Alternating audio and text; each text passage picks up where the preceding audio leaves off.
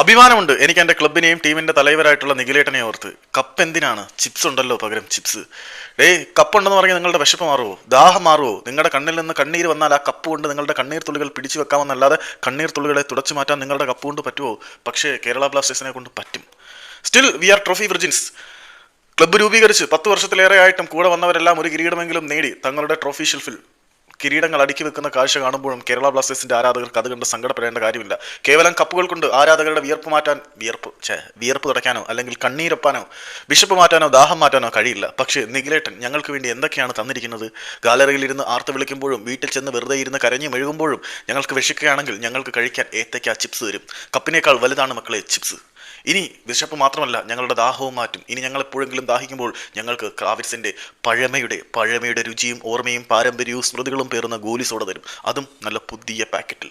എന്തിനേറെ പറയുന്നു, ഓരോ മത്സരങ്ങളും ഞങ്ങൾ പരാജയപ്പെട്ട് കഴിഞ്ഞാൽ ഞങ്ങളുടെ കണ്ണിൽ നിന്നും കണ്ണീർ തുള്ളികൾ ഉതിർന്ന് വീഴുമ്പോൾ നിങ്ങളുടെ കണ്ണ് കരഞ്ഞാൽ നിങ്ങൾ എന്ത് ചെയ്യും? നിങ്ങൾക്ക് കരയാനേ പറ്റൂ. എന്തായാലും നിങ്ങളുടെ കണ്ണീര് കൊണ്ട് നിങ്ങളുടെ ആ കപ്പ് നിറയാൻ പോകുന്നില്ലല്ലോ. പക്ഷേ ഞങ്ങൾക്കതിനും ഞങ്ങളുടെ നിഖിലേട്ടൻ മാർഗ്ഗങ്ങൾ ഒരുക്കി തന്നിട്ടുണ്ട്. ഞങ്ങളുടെ കണ്ണിൽ നിന്നും കണ്ണീര് വരുമ്പോൾ ഞങ്ങൾക്ക് കണ്ണീരൊപ്പാൻ അല്ലെങ്കിൽ ഞങ്ങളുടെ മുഖം തുടയ്ക്കാനും വിയർപ്പ് തുടയ്ക്കാനും ഡൈനിങ് ടിഷ്യൂസ് തരുന്നുണ്ട്.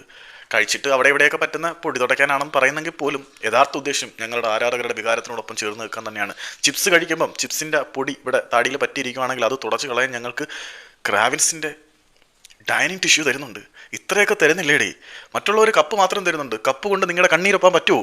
കപ്പ് കൊണ്ട് നിങ്ങളുടെ വിശപ്പ് മാറുമോ? കപ്പ് കൊണ്ട് നിങ്ങളുടെ ദാഹം മാറുമോ? ഇതൊന്നും മാറില്ല. നിങ്ങൾ ഞങ്ങളെ ട്രോഫി വെർജിൻസ് എന്ന് വിളിച്ച് കളിയാക്കുമ്പോൾ ഞങ്ങളുടെ നിഖിലേട്ടൻ ഞങ്ങൾക്ക് വേണ്ടി തരുന്നത് എന്തൊക്കെയാണെന്ന് നിങ്ങൾ മനസ്സിലാക്കണം. ഞങ്ങളുടെ വിയർപ്പും ദാഹവും കണ്ണീരും ഒപ്പാൻ ഞങ്ങളെ സഹായിക്കുന്ന നിഖിലേട്ടൻ്റെ ബ്ലാസ്റ്റേഴ്സാണ് ഞങ്ങൾക്കെന്നും വലുത്. കപ്പില്ലെങ്കിൽ എന്താ, ഞങ്ങൾക്ക് ചിപ്സ് ഉണ്ട് മക്കളെ, ചിപ്സ്.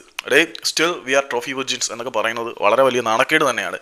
കാരണം ഈ വിന്നിങ് മെന്റാലിറ്റി എന്ന് പറയുന്ന ഒരു സാധനം ഉണ്ടായിരിക്കണം. മാനേജ്മെന്റിന് പ്രോഫിറ്റ് എന്നതിനപ്പുറത്തേക്ക് സസ്റ്റൈനബിലിറ്റിയുടെ പാട്ടം പാടി നടക്കുന്നതിനപ്പുറത്തേക്ക് ടീമിന്റെ ആരാധകർക്ക് വേണ്ടി എന്തെങ്കിലുമൊക്കെ ചെയ്യണമെന്ന് ആഗ്രഹിക്കുന്നുണ്ടെങ്കിൽ ചെയ്യേണ്ട സമയം അതിക്രമിച്ചിരിക്കുകയാണ്. നോർത്ത് ഈസ്റ്റ് യുണൈറ്റഡിലേക്ക് മന്ദർതാമനെ എന്ന CEO വന്നതിന് ശേഷം അവരുടെ ക്ലബിന്റെ ഉടമസ്ഥനായിട്ടുള്ള ജോൺ അബ്രഹാം പറഞ്ഞ വാക്കുകൾ കേൾക്കണം. തുടക്കം മുതൽ എനിക്ക് കുറഞ്ഞത് ഒരു വർഷം 30 കോടി രൂപയെങ്കിലും നോർത്ത് ഈസ്റ്റ് യുണൈറ്റഡിന്റെ മേൽ വർഷാവർഷം നഷ്ടം വരുന്നുണ്ട്. ആ 30 കോടി അദ്ദേഹം തുടക്കാലത്ത് വന്ന നഷ്ടമാണ്. പിന്നീട് അത് കൂടിക്കൊണ്ടേയിരിക്കുന്നുണ്ടായിരുന്നു. എന്നിട്ട് പോലും അദ്ദേഹം അതിനെ ഉപേക്ഷിക്കാൻ തയ്യാറല്ല. അദ്ദേഹം ഓരോ പൈസയും സമ്പാദിക്കുന്നത് ഈ ക്ലബിന്റെ ഡെവലപ്മെന്റിന് വേണ്ടിയാണ്. പക്ഷേ നേരെ മറിച്ച് കേരള ബ്ലാസ്റ്റേഴ്സിന്റെ മാനേജ്മെന്റ് ആയിട്ടുള്ള മാഗ്നം കൺസോർഷ്യത്തിനെ നിങ്ങൾ നോക്കൂ. അവിടെ എന്താണ് നടക്കുന്നത്? അവിടെ നടക്കുന്നത് വേറെ ലെവൽ കളിയാണ്. കാരണം മാഗ്നം കൺസോർഷ്യത്തിന് ഒരുപാടുണ്ട്. ഇപ്പം തമിഴ് തലൈവാസ് എന്ന് പറയുന്ന ഒരു കബഡി ക്ലബ്ബുണ്ട്. പിന്നെ റാറ്റ്നിക്കി ബ്ലാസ്റ്റേഴ്സ് എന്ന് പറഞ്ഞാൽ അവിടെ ഒരു വോളിബോൾ ക്ലബ്ബുണ്ട്. അങ്ങനെ പല ഇടങ്ങളിലായിട്ട് പല ഇൻവെസ്റ്റ്മെന്റുകൾ ഇവർക്കുണ്ട്. അതിൻ്റെ കൂടെ ഒരു ലോങ് റണ്ണിൽ പ്രോഫിറ്റ് ഉണ്ടാക്കുന്ന ഒരു ബിസിനസ് എന്നതിനപ്പുറത്തേക്ക് അവർക്ക് കേരള ബ്ലാസ്റ്റേഴ്സ് എന്ന ക്ലബിനോട് വലിയ മമതയോ കാര്യങ്ങളോ ഒന്നുമില്ല. അതുകൊണ്ട് അവർ വിവിധങ്ങളായിട്ടുള്ള മാർഗ്ഗങ്ങളിൽ കൂടി റവന്യൂ ജനറേറ്റ് ചെയ്യാൻ നോക്കുന്നുണ്ട്. ചിപ്സ് ഇറക്കും, ഗോലി സോഡ ഇറക്കും, ടിഷ്യൂ ഇറക്കും, ഇനി പലതും നാളെ ഇറക്കും.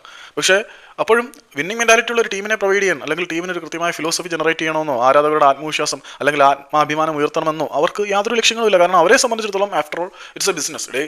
എല്ലാ ക്ലബ്ബുകളും ബിസിനസ് തന്നെയാണ്. പക്ഷേ ബിസിനസ് എന്നതിന് അപ്പുറത്തേക്ക് ചില മാനങ്ങൾ കൂടി കൈവരിക്കാൻ കഴിഞ്ഞാൽ മാത്രമേ ആരാധകർക്ക് ക്ലബിനോടൊപ്പം നിൽക്കാൻ കഴിയുള്ളൂ. ഓക്കെ, ഞാൻ ആ ടേം ഒന്ന് എഡിറ്റ് ചെയ്യുകയാണ്. നമ്മളിപ്പോഴും ബ്ലാസ്റ്റേഴ്സിൻ്റെ ആരാധകരൊക്കെ തന്നെയാണ്. ബ്ലാസ്റ്റേഴ്സിൻ്റെ ബാഡ്ജിനെ സ്നേഹിക്കുന്നു, മുദ്രയെ സ്നേഹിക്കുന്നു, കേരള ബ്ലാസ്റ്റേഴ്സ് എന്ന ക്ലബിനെ സ്നേഹിക്കുന്നു. ആ വികാരത്തിനെ നമ്മൾ ആശയം അഭിനിവേശവുമായിട്ട് ഹൃദയത്തിൽ എടുത്ത് വെച്ചുകൊണ്ട് നിൽക്കുന്നു.